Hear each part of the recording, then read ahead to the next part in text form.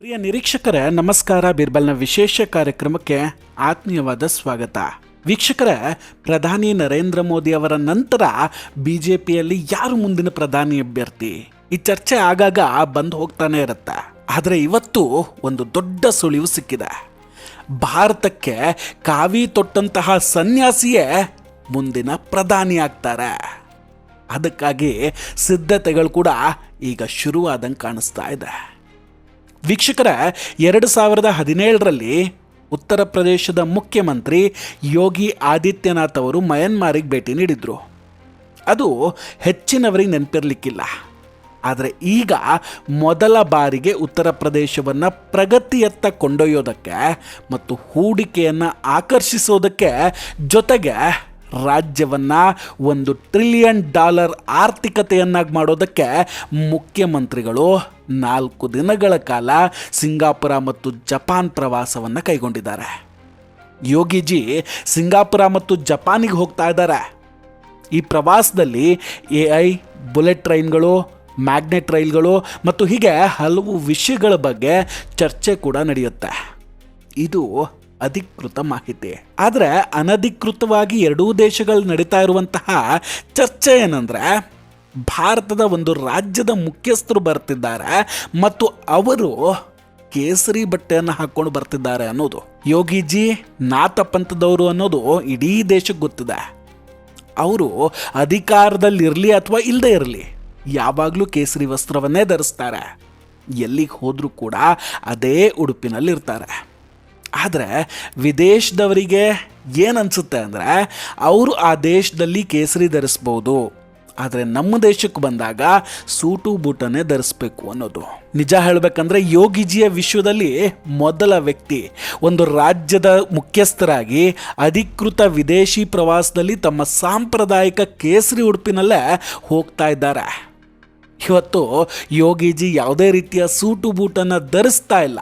ಅಲ್ಲಿನ ಮಾಧ್ಯಮ, TV, social ಮೀಡಿಯಾದಲ್ಲಿ ಈ ಬಗ್ಗೆ ತುಂಬ ಚರ್ಚೆಗಳು ನಡೀತಾ ಇದೆ. ಇದೆಲ್ಲವನ್ನ ಗಮನಿಸಿದ್ರೆ ಯೋಗಿ ಆದಿತ್ಯನಾಥ್ ಅವರನ್ನ ಮುಂದಿನ ಪ್ರಧಾನಮಂತ್ರಿಯನ್ನಾಗಿ ಮಾಡುವಂತಹ ಸಿದ್ಧತೆಗಳು ಈಗ ಶುರುವಾಗಿದೆ ಅನ್ನಿಸ್ತಾ ಇದೆ. ನೋಡಿ, ಗುಜರಾತ್ನಲ್ಲಿ ವೈಬ್ರೆಂಟ್ ಗುಜರಾತ್ ಹೇಗೆ ಪ್ರಾರಂಭ ಆಯಿತೋ ಅದೇ ರೀತಿ ಉತ್ತರ ಪ್ರದೇಶದಲ್ಲಿ ಇನ್ವೆಸ್ಟ್ UP ಪ್ರಾರಂಭ ಆಗುತ್ತೆ. ಗುಜರಾತ್ ಮಾಡೆಲ್ ಮತ್ತು ಗುಜರಾತ್ ಅಭಿವೃದ್ಧಿಯ ಬಗ್ಗೆ ಹೇಗೆ ಚರ್ಚೆ ಆಯಿತೋ, ಈಗ ಉತ್ತರ ಪ್ರದೇಶದ ಅಭಿವೃದ್ಧಿಯ ಬಗ್ಗೆ ಕೂಡ ಚರ್ಚೆ ನಡೀತಾ ಇದೆ. ಉತ್ತರ ಪ್ರದೇಶದಲ್ಲಿ ಹೂಡಿಕೆ ಹೇಗೆ ಹೆಚ್ಚಾಗಿದೆ, ರಸ್ತೆ ಮೂಲಸೌಕರ್ಯಗಳು ಜಾಗತಿಕ ಮಟ್ಟಕ್ಕೆ ಹೇಗೆ ಬೆಳೆದಿದೆ ಮತ್ತು ರೈತರಿಗೆ ನೀಡಲಾಗಿರುವಂತಹ ಸೌಲಭ್ಯಗಳು, ಅಂದರೆ ಕಬ್ಬಿನ ಬೆಲೆ ಇರಲಿ ಅಥವಾ ವಿದ್ಯುತ್ ಬಿಲ್ ಮನ್ನಾ ಮಾಡುವ ವಿಷಯ ಇರಲಿ, ಎಲ್ಲ ಕೂಡ ಗಮನಾರ್ಹವಾಗ್ತಾ ಇದೆ. ಕಾನೂನು ಮತ್ತು ಸುವ್ಯವಸ್ಥೆಯ ಬಗ್ಗೆ ಅಂತೂ ಚರ್ಚೆ ಇದ್ದೇ ಇರುತ್ತೆ. ಆದರೆ ಒಂದು ವಿಷಾದದ ಸಂಗತಿ ಏನಂದರೆ, ಉತ್ತರ ಪ್ರದೇಶದ ಹೊರಗೆ ಯೋಗಿಜಿ ಬಗ್ಗೆ ಚರ್ಚೆ ನಡೆದಾಗ ಜನ ಕೇವಲ ಬುಲ್ಡೋಸರ್ ಮತ್ತು ಕಾನೂನು ಸುವ್ಯವಸ್ಥೆಯ ಬಗ್ಗೆ ಮಾತಾಡ್ತಾರೆ. ಅಭಿವೃದ್ಧಿಯ ಬಗ್ಗೆ ಅಷ್ಟಾಗಿ ಯಾರೂ ಕೂಡ ಗಮನ ಹರಿಸೋದಿಲ್ಲ. ಬಟ್ ನಿಜ ಹೇಳಬೇಕಂದ್ರೆ, ಉತ್ತರ ಪ್ರದೇಶದ ಅಭಿವೃದ್ಧಿಯಲ್ಲಿ ತುಂಬ ಏರಿಕೆಯಾಗಿದೆ. ಇತ್ತೀಚೆಗೆ ಯೋಗಿಜಿ ಅವರು ಬ್ರಹ್ಮೋಸ್ ಕ್ಷಿಪಣಿಯ ಫೋಟೋವನ್ನು ಸಾಮಾಜಿಕ ಜಾಲತಾಣದಲ್ಲಿ ಹಂಚಿಕೊಂಡಾಗ ದೊಡ್ಡ ಮಟ್ಟದ ಚರ್ಚೆ ಆಗಿತ್ತು. ಹೀಗಾಗಿ ಉತ್ತರ ಪ್ರದೇಶದಿಂದ ಮುಂದಿನ ಪ್ರಧಾನಿಯಾಗುವ ಯೋಗಿ ಆದಿತ್ಯನಾಥ್ ಅವರ ಪ್ರಯಾಣದ ಮೊದಲ ಹಂತ ಇದು ಅಂತ ಹೇಳ್ಬೋದೇನೋ. ಇತ್ತೀಚೆಗೆ ಅವರು ಮೋಹನ್ ಭಾಗವತ್ ಅವರನ್ನು ಭೇಟಿಯಾದಾಗಲೂ ಈ ಚರ್ಚೆಗಳು ಶುರುವಾಗಿದ್ವು. ಈಗ ಇದು ದಿನ ಇಡೀ ಸುಳ್ಳು ಸುದ್ದಿ ಹರಡುವಂತಹ ಯೂಟ್ಯೂಬರ್ಗಳಿಗೆ ಮತ್ತು ಕಾಂಗ್ರೆಸ್ ಬೆಂಬಲಿಗರಿಗೆ ಒಂದು ದೊಡ್ಡ ಆಘಾತ ಆಗಿದೆ.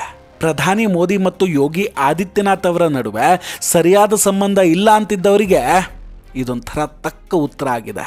ಈ ವಿಡಿಯೋದ ಅರ್ಥ ಅವರು ನಾಳೆಯೇ ಪ್ರಧಾನಿ ಆಗ್ತಾರೆ ಅಂತಲ್ಲ, ಆದರೆ ಭವಿಷ್ಯದಲ್ಲಿ ಖಂಡಿತ ಆಗೇ ಆಗ್ತಾರೆ. ಅದಕ್ಕೆ ಸಿದ್ಧತೆ ಕೂಡ ನಡೀತಾ ಇದೆ. ಇನ್ನೊಂದು ಇಂಟ್ರೆಸ್ಟಿಂಗ್ ವಿಷಯ ಏನಂದರೆ, ಬಹಳ ಹಿಂದೆ ಸ್ವಾಮಿ ವಿವೇಕಾನಂದರು ಚಿಕಾಗೋ ಸಮ್ಮೇಳನಕ್ಕೆ ಕೇಸರಿ ವಸ್ತ್ರವನ್ನು ಧರಿಸ್ಕೊಂಡು ಹೋಗಿದ್ರು. ಆಗ ಭಾರತ ಗುಲಾಮಗಿರಿಯಲ್ಲಿತ್ತು. ಜೊತೆಗೆ ಅವರು ರಾಜ್ಯದ ಮುಖ್ಯಸ್ಥರಾಗಿ ಹೋಗಿರಲಿಲ್ಲ. ಆದರೆ ಇವತ್ತು ಒಬ್ಬ ರಾಜ್ಯದ ಮುಖ್ಯಸ್ಥರಾಗಿ ಯೋಗಿಜಿ ಅವರು ಜಾಗತಿಕ ವೇದಿಕೆಯಲ್ಲಿ ಕಾಣಿಸ್ಕೊಳ್ತಾ ಇದ್ದಾರೆ. ಇಷ್ಟು ದಿನ ಯೋಗಿ ಆದಿತ್ಯನಾಥ್ ವಿಷಯಕ್ಕೆ ಹೋಗೋದಕ್ಕೆ ಸಾಧ್ಯ ಇಲ್ಲ, ಹೂಡಿಕೆ ಸಮಾವೇಶಗಳಲ್ಲಿ ಮಾತಾಡೋದಕ್ಕೆ ಸಾಧ್ಯ ಇಲ್ಲ ಅಂತ ಟೀಕಿಸ್ತಾ ಇದ್ದವರ ಮುಖಕ್ಕೆ ಹೊಡೆದಂಗೆ ಇರುತ್ತೆ. ನರೇಂದ್ರ ಮೋದಿ ಅವರು ಗುಜರಾತ್ ಮುಖ್ಯಮಂತ್ರಿಯಾಗಿದ್ದಾಗ ತಮ್ಮ ಮೊದಲ ವಿದೇಶಿ ಹೂಡಿಕೆ ಪ್ರವಾಸಕ್ಕಾಗಿ ಜಪಾನನ್ನು ಆರಿಸ್ಕೊಂಡಿದ್ರು. ಇವತ್ತು ಯೋಗಿಜಿ ಕೂಡ ಅದೇ ಜಪಾನ್ ಮತ್ತು ಸಿಂಗಾಪುರಕ್ಕೆ ಹೋಗ್ತಾ ಇರೋದು ಇನ್ನೊಂದು ವಿಶೇಷ. ಸಿಂಗಾಪುರಕ್ಕೆ ಹೋದ ನಂತರ ಅವರು ಜಪಾನಿಗೆ ತೆರಳುತ್ತಾರೆ. ಅವರ ಶೆಡ್ಯೂಲ್ ಪ್ರಕಾರ ಅವರು ಸಿಂಗಾಪುರದಲ್ಲಿ ಹೈ ಕಮಿಷನರ್, ವಿವಿಧ ಕಂಪನಿಗಳ ಅಧ್ಯಕ್ಷರು ಮತ್ತು CEO ಲಿಂಗ್ ಚಾವ್ ಅವರಂತಹ ಪ್ರಮುಖ ವ್ಯಕ್ತಿಗಳನ್ನು ಭೇಟಿಯಾಗಲಿದ್ದಾರೆ. ಫೆಬ್ರವರಿ 22ನೇ ತಾರೀಕು ಹೊರಟು 4 ದಿನಗಳ ಪ್ರವಾಸವನ್ನು ಕೈಗೊಂಡಿದ್ದಾರೆ. ಅವ್ರ ಜೊತೆ 11 ಸದಸ್ಯರ ನಿಯೋಗವೂ ಇದೆ. ವಿತ್ತ ಸಚಿವ ಸುರೇಶ್ ಖನ್ನಾ, ಕೈಗಾರಿಕಾ ಸಚಿವ ನಂದಗೋಪಾಲ್ ನಂದಿ, ಸಲಹೆಗಾರ ಅವನೀಶ್ ಅವಸ್ತಿ ಮತ್ತು ಇತರ ಹಿರಿಯ ಅಧಿಕಾರಿಗಳು ಕೂಡ ಈ ಟೀಮ್ನಲ್ಲಿದ್ದಾರೆ. ಇವರೆಲ್ಲರೂ ಉತ್ತರ ಪ್ರದೇಶದಲ್ಲಿ ಹೂಡಿಕೆಯನ್ನು ಹೇಗೆ ಹೆಚ್ಚಿಸಬಹುದು ಅನ್ನೋ ಬಗ್ಗೆ ಕಾರ್ಯನಿರ್ವಹಿಸಲಿದ್ದಾರೆ. ಜಪಾನ್ನಲ್ಲಿ ಅವರು ರೋಡ್ ಶೋವನ್ನು ಕೂಡ ನಡೆಸ್ತಾ ಇದ್ದಾರೆ. ಜಪಾನ್ನಲ್ಲಿರುವ ಭಾರತೀಯ ಸಮುದಾಯವು ಯೋಗಿಜಿ ಅವರನ್ನು ಸ್ವಾಗತಿಸೋದಕ್ಕೆ ತುಂಬ ಉತ್ಸುಕವಾಗಿದೆ ಮತ್ತು ಅಲ್ಲಿ ಜೈ ಶ್ರೀರಾಮ್ ಘೋಷಣೆಗಳು ಕೂಡ ಮೊಳಗ್ತಾ ಇದೆ. ಈ ಪ್ರವಾಸವನ್ನು ಕೇಂದ್ರ ಸರ್ಕಾರವೇ ಯೋಜಿಸಿಯೂ ಇರಬಹುದು. ಯಾಕಂದರೆ BJPಗೆ ತನ್ನ ಜನಪ್ರಿಯ ನಾಯಕರು ಯಾರು ಮತ್ತು ಯಾರ ಕೆಲಸಗಳನ್ನು ಜಾರಿಗೆ ತರಬಲ್ಲರು ಅನ್ನೋದು ಚೆನ್ನಾಗಿ ಗೊತ್ತಿದೆ. ಯೋಗಿಜಿ ಕೇವಲ ಹಿಂದುತ್ವದ ಬಗ್ಗೆ ಮಾತಾಡ್ತಾರೆ ಅನ್ನೋ ಅಪಪ್ರಚಾರಕರಿಗೆ ಉತ್ತರ ಪ್ರದೇಶದ ಆರ್ಥಿಕ ಸಮೀಕ್ಷೆ ಮತ್ತು ಬಜೆಟ್ಟು ಉತ್ತರ ಕೊಡುತ್ತೆ. ಇತ್ತೀಚೆಗೆ ನೋಯ್ಡಾದಲ್ಲಿ HCL ಜೊತೆಗೆ ದೊಡ್ಡ AI ಕ್ಯಾಂಪಸ್ ನಿರ್ಮಾಣ ಆಗ್ತಿದೆ. ಜೊತೆಗೆ 160 ಕಿಲೋಮೀಟರ್ ವೇಗದಲ್ಲಿ ಚಲಿಸುವಂತಹ ಮೆಟ್ರೋ ರೈಲಿನ ಉದ್ಘಾಟನೆಯೂ ನಡೆದಿದೆ. ಉತ್ತರ ಪ್ರದೇಶದಲ್ಲಿ ಈಗಿರುವಷ್ಟು ಎಕ್ಸ್ಪ್ರೆಸ್ ವೇಗಳು ಮತ್ತು ಅಂತಾರಾಷ್ಟ್ರೀಯ ವಿಮಾನ ನಿಲ್ದಾಣಗಳು ಬೇರೆ ಯಾವುದೇ ರಾಜ್ಯದಲ್ಲಿಲ್ಲ. ಸೊ ಈಗ ಜಪಾನ್ ಪ್ರವಾಸದಲ್ಲಿ ಅವರು ಭಾರತೀಯ ಮೂಲದ ಜನರನ್ನು ಉದ್ದೇಶಿಸಿ ಮಾತನಾಡಲಿದ್ದಾರೆ ಮತ್ತು ಸಿಂಗಾಪುರದಲ್ಲಿ ಪ್ರಧಾನಿ, ರಾಷ್ಟ್ರಪತಿ ಹಾಗೂ ಇತರ ಮಂತ್ರಿಗಳನ್ನು ಭೇಟಿಯಾಗುವಂತಹ ಸಾಧ್ಯತೆ ಇದೆ. ಆಟೋಮೊಬೈಲ್, ಸೆಮಿಕಂಡಕ್ಟರ್, ಎಲೆಕ್ಟ್ರಾನಿಕ್ಸ್ ಮತ್ತು ಗ್ರೀನ್ ಫಿನ್ಟೆಕ್ನಂತಹ ಕ್ಷೇತ್ರಗಳಲ್ಲಿ ಹೂಡಿಕೆಯ ಬಗ್ಗೆ ಚರ್ಚೆ ನಡೆಯಲಿದೆ. ಇದು ಯೋಗಿಜಿ ಅವ್ರ ಬಗ್ಗೆ ತಪ್ಪು ಕಲ್ಪನೆ ಹೊಂದಿದವರಿಗೆ ಒಂದೊಳ್ಳೆ ಉತ್ತರ ಕೂಡ ಆಗುತ್ತೆ. ಮೋದಿಜಿ ಪ್ರಧಾನಿಯಾಗುವ ಮೊದಲು ಹೇಗೆ ಸಿದ್ಧತೆಗಳು ನಡೆದವೋ ಹಾಗೆಯೇ ಯೋಗಿಜಿ ವಿಶ್ವದಲ್ಲೂ ನಡೀತಾ ಇದೆ. ಈ ಹಿಂದೆ ಮೋದಿಜಿ ಪ್ರಧಾನಿಯಾಗೋದನ್ನು ಸ್ವತಃ ಪಕ್ಷದೊಳಗಿನ ಕೆಲವರು ವಿರೋಧ ಮಾಡ್ತಿದ್ರು, ಆದರೆ ಜನತೆ ಅವರನ್ನು ಬಯಸಿದ್ರು. ಹಾಗೆಯೇ ಯೋಗಿಜಿಯನ್ನು ಕೂಡ ಜನ ಬಯಸ್ತಾ ಇದ್ದಾರೆ.